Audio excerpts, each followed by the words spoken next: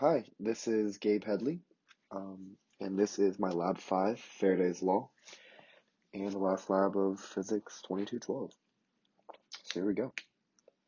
The purpose of this lab was to collect observational data of a magnet falling through a conductive tube of aluminum foil, to computationally model the magnet and tube interaction, and to compare my predictions from the computational model to the observed data. The fundamental principle, there was four fundamental principles we used.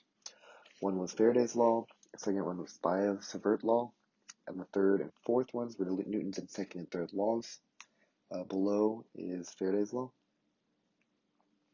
The materials for experimentation needed was a smartphone with a magnetometer application, a bar magnet, aluminum foil in a tube, and a ruler. The measurements of the aluminum tube were as follows. My length was 0.3 meters, which was 30 centimeters. Width was 1 centimeter. The outer radius was 0.035 meters, and the inner radius is 0.025 meters. And the mu that you calculated from my last lab was 2.5. The procedure was pretty simple. It was just to find the north pole of the bar magnet, drop the magnet through the tube of aluminum foil, record the time it takes for the magnet to make it through the tube, and repeat steps 1 to 3 for 5 trials. So this is my data. This is my data for the 5 trials. So this is my code. So the first step asked me to set up my initial conditions, including the geometry of the tube and the magnetic moment of my bar magnet. So these, it's as follows.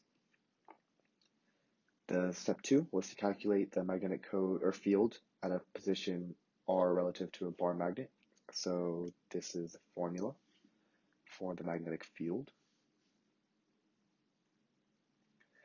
Step 3, calculate the rate of change in the magnetic flux through each ring caused by the falling magnet. This is my code for calculating the magnetic flux through each ring, which is Step 4, I'd use Faraday's law to calculate the current induced in each ring by the falling magnet. So it's just negative d flux dt over the r. Step 5 and 6 was I was supposed to use Biot-Savart's laws to calculate the force exerted on each current carrying ring by the falling magnet. And step 6 was use Newton's third law to calculate the force exerted on the falling magnet by the whole tube of current carrying rings. They wanted us to bunch it together in step 5 and 6, so here they are, our code. Step 7, calculate the net force on the magnet by including gravity. That was pretty easy. Probably the easiest step of this lab. And step 8, I had to use Newton's second law to write position velocity updating code to model the motion of the falling magnet. There's that. I didn't really know how to put the whole video in the code or into this presentation. So this is the end picture. The picture starts with the magnet starting at the top, which is blue, and then falling to the bottom. And so this is the end of my graph, or this is the graph. So there are 2 checkpoints with this lab. First checkpoint is why can't we use a ferrous tube? It's because ferrous metals contain iron, so the tube would attract the magnet.